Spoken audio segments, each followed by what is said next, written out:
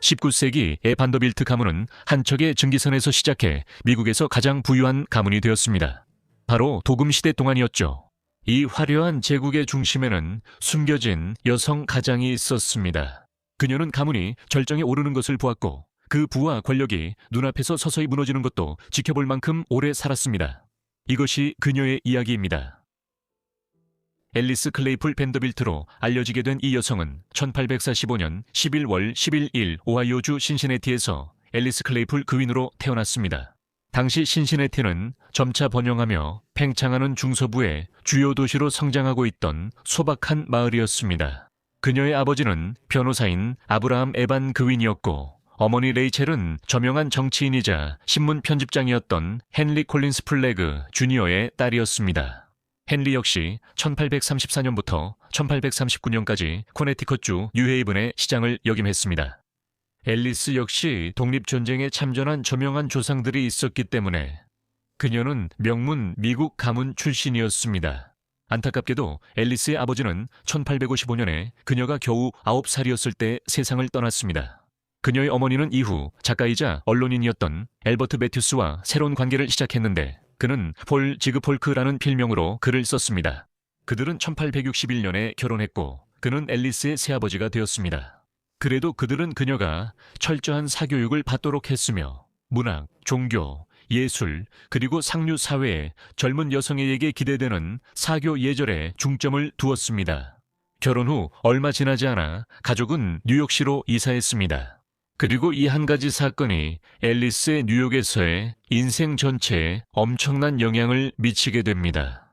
앨리스는 1860년대 중반에 사교계에 입문했는데 이 시기는 뉴욕시의 상류층 사회가 빠르게 형성되고 있던 때였습니다. 도금 시대 동안 앨리스는 맨해튼 미드타운 파크 애비뉴에 위치한 영향력 있는 교회인 세인트 바솔로뮤 성공회 교회에서 활발히 활동했고 주일학교 교사로도 일했습니다. 그곳에서 그녀는 미국에서 가장 부유하고 강력한 사업 가문 중 하나의 상속자인 코넬리어스 밴더빌트 이 세를 만났습니다.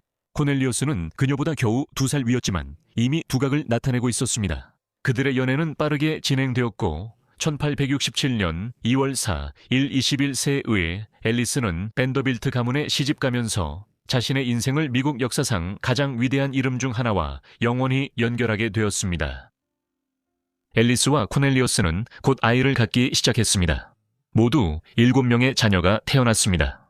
안타깝게도 그들의 첫째 아이인 앨리스는 1869년에 태어나 어머니의 이름을 따랐지만 1874년에 세상을 떠났습니다. 그들의 둘째 아이인 윌리엄 헨리 코넬리어스의 아버지 이름을 따랐습니다. 는 간신히 성인이 될 때까지 살았습니다. 하지만 그는 1892년 미국에서 마지막으로 치명적인 장티푸스가 유행하던 시기에 예일대학교에서 공부하던 중 세상을 떠났습니다. 윌리엄 헨리는 20대 초반에 세상을 떠났지만 나머지 5자녀들은 오래 살았습니다. 그러나 앨리스는 3자녀만 남기고 모두 먼저 보내야 했습니다. 세 번째로 나이가 많은 코넬리어스 밴더빌트 3세는 1873년에 태어났습니다. 그는 뉴욕 은행가의 딸인 그레이스 그레이엄 윌슨과 결혼한 후 부모님과의 관계가 극도로 악화되었습니다. 코넬리어스 3세는 그 결과 유산 상속에서 제외되었고 아버지와는 끝내 화해하지 못했습니다. 그들의 7자녀 중 거트루드 4세는 예술가가 되었고 맨해튼 미트패킹 지구에 휘트니 미술관을 설립했습니다. 1877년과 1880년에 태어난 두 막내 아들 알프레드와 레지널드는 아버지의 재산을 주로 상속받아 엄청난 부자가 되었습니다. 앨리스의 막내딸 글래디스는 1886년에 태어났으며 그때 앨리스는 40 초반이었습니다. 글래디스는 1908년에 헝가리 백작과 결혼하게 됩니다. 앨리스의 삶이 결혼으로 어떻게 변했는지 이해하려면 그녀가 얼마나 엄청난 재산을 얻게 되었는지 먼저 알아야 합니다. 돈 많은 집안에 시집갔다는 말로는 다 표현할 수 없습니다. 그녀는 미국에서 가장 강력한 가문에 들어갔습니다. 앨리스가 1867년에 코넬리우스와 결혼했을 때 그의 할아버지인 코넬리우스 밴더빌트는 아직 살아있었고 그의 재산은 나라의 거의 모든 다른 부호들을 압도할 만큼 막대했습니다. 그는 1810년대에 맨해튼에서 퀸스, 브루클린, 뉴저지로 사람들을 나르는 배에서 일하면서 시작했습니다. 아직 맨해튼 섬이 이런 곳들과 대형 다리로 연결되기 전 시대였습니다. 증기선이 처음 개발되었을 때 밴더빌트는 이 기술을 가장 먼저 받아들인 사람 중 한 명이었습니다. 그리고 그는 곧 증기선 함대를 개발했고 이 함대는 동부 해안의 해운을 광범위하게 장악하게 되었습니다. 그 결과 그는 함대의 우두머리를 뜻하는 커모도어라는 별명으로 알려졌습니다. 커모도어는 처음에는 해운업에서 재산을 쌓았지만 19세기 중반이 되자 그 부를 미국의 급성장하는 철도 산업에 쏟아붓기 시작했습니다. 앨리스가 태어난 1845 영경 철도 열풍이 미국 전역을 휩쓸고 있었고 밴더빌트는 동부 해안에 철도 노선을 개발하고 뉴욕을 시카고와 클리블랜드 같은 떠오르는 중서부 도시들과 연결하는 데 중추적인 역할을 했습니다. 커모도어가 1877년에 세상을 떠났을 때 그는 1억 달러가 넘는 유산을 남겼습니다. 이는 당시로서는 상상할 수 없는 금액이었으며 오늘날 가치로는 30억 달러가 넘는 금액입니다. 커모도어는 12명이 넘는 자녀가 있었음에도 불구하고 자신의 재산의 95%를 앨리스의 시아버지인 윌리엄 헨리 밴더빌트에게 남겼습니다.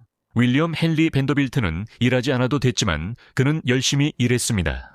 그리고 그의 아버지가 미국 철도에 대해 가지고 있던 독점 덕분에 그의 재산은 계속해서 늘어날 수밖에 없었습니다. 그가 아버지가 세상을 떠난 지 9년도 채 되지 않은 1885년에 사망했을 때 그의 1억 달러, 유산은 2억 달러로 2배가 되었고 그는 그 대부분을 두 명의 장남인 코넬리어스 밴더빌트, 이세와 윌리엄 키썸 밴더빌트에게 남겼습니다. 그래서 결혼 18년 만에 앨리스와 코넬리어스는 이미 매우 부유했지만 이제는 상상할 수 없을 정도의 막대한 부를 손에 넣게 되었습니다. 오늘날 기준으로 억만장자 신분이 된 앨리스는 더욱더 호화로운 삶을 살게 되었고 미국에서 가장 눈부신 가문의 여주인으로서의 입지를 굳혔습니다. 하지만 그들이 아무리 부유해도 앨리스와 코넬리어스 그리고 그들의 자녀들의 가족 생활에는 문제도 없지 않았습니다. 동시에 솔직히 말해 매우 안락했습니다. 1883년 그는 앨리스와 함께 맨해튼 5번가와 웨스트 57번가가 만나는 곳에 코넬리어스 밴더빌트 이 세 저택의 건설을 감독하기 시작했습니다. 그 저택은 뉴욕시에서 가장 큰 개인 주택이었으며 밴더빌트 가문의 엄청난 부와 영향력을 상징하는 강력한 상징물이었습니다. 저택의 크기를 가늠하려면 다음을 생각해 보세요. 1층에는 살롱, 음악실, 온실이 있었고 지상층의 식당은 미술관으로도 사용할 만큼 충분히 컸습니다. 앨리스와 코넬리우스는 뉴욕 상류 사회에 확고히 자리 잡고 있었지만 앨리스 자신은 사회적 인정을 받는데 그다지 집착하지 않았습니다. 반면 그녀의 야심찬 시누이 알바 밴더빌트는 도시의 구세력 엘리트들 사이에서 자신의 자리를 확보하기 위해 에스터 부인과 미묘한 경쟁을 벌였습니다. 그래도 1883년 3월 알바의 전설적인 가면 무도회 중 하나에서 앨리스는 역사의 길이 남을 드레스를 입고 군중을 놀라게 했습니다. 정의 조명 드레스는 흰색 세틴으로 만들어졌고 전류가 흐를 수 있도록 전선이 연결되어 있었으며 번개 모양으로 배열된 유리 구슬이 장식되어 있었습니다. 이 드레스는 말 그대로 빛을 발했습니다. 뉴욕시에 최근 설치된 최신 전기 조명에 대한 눈부신 오마주였던 앨리스의 대담한 선택은 그날 밤에 화제가 되었고 언론 보도를 장악하며 그녀를 조용하지만 대담한 인물로 자리매김하게 했습니다. 그 행사는 뉴욕 사교계의 새로운 기준을 세웠고 파티를 이전에는 볼 수 없었던 사치와 화려함의 극치로 끌어올렸습니다. 또한 반더빌트 가문이 도금시대 상류층 사회에서 지배적 위치임을 알렸습니다. 명성을 더욱 높이기 위해 그리고 그럴 수 있었기 때문에 1893년에 부부는 웅장한 여름 별장인 더 브레이커스의 건축을 시작했습니다. 이곳은 로드아일랜드 주의 뉴포트에 있었으며 70개의 방이 있는 거대한 저택으로 5층 높이의 거대한 부지로 둘러싸여 있었습니다. 맨해튼에 있던 집은 1920년대 중반에 철거되었습니다. 도시에 늘어나는 마천루를 위해 자리를 내주었지만 브레이커스는 오늘날까지도 미국 국가사적지로 등록되어 있습니다. 막대한 부를 가졌음에도 불구하고 앨리스는 남편의 건강이 악화된 이후로 특히 자신의 웅장한 저택에서 종종 혼자 지내곤 했습니다. 코넬리우스는 1896년에 심각한 뇌졸중을 앓았고 3년 후 55세의 나이로 세상을 떠났습니다. 그 결과 앨리스는 엄청난 재산을 가진 미망인이 되었죠. 코넬리우스의 화려함과 아낌없는 자선 활동 덕분에 그는 아버지처럼 상속받은 재산을 더욱 불렸습니다. 그가 세상을 떠날 당시 재산은 약 7,300만 달러로 평가됐습니다. 앨리스는 700만 달러의 신탁과 주당 5,000달러의 수입을 받았고 나머지 재산은 그의 자녀들에게 나누어졌습니다. 그가 세상을 떠난 후 앨리스는 뉴욕 사교계에서 대부분 물러나 가족에게 집중하게 되었습니다. 그러나 그녀는 한 발 물러서서 남편의 재산이 자녀들과 손주들에 의해 탕진되는 모습을 점점 더 절망적으로 지켜보았습니다. 그들은 물론 먼 친척들까지도 사치스러운 생활과 호화로운 저택에 빠져들었고 재산이 점점 줄어드는 것도 알아차리지 못했습니다. 밴더빌트 가문의 눈부신 부상을 지켜본 앨리스는 밴더빌트 가문의 느리고도 불가피한 몰락을 막기 위해 할 수 있는 일이 거의 없었습니다. 밴더빌트 가문의 여주인으로서 앨리스는 수많은 자선 활동을 헌신적으로 지원했습니다. 독실한 기독교 신자였던 앨리스는 맨해튼 YMCA를 후원했으며 미국에서 초기 적십자 후원자 중 한 명이 되어 1889년 펜실베이니아 존스타운 홍수와 같은 구호 활동에 기부했습니다.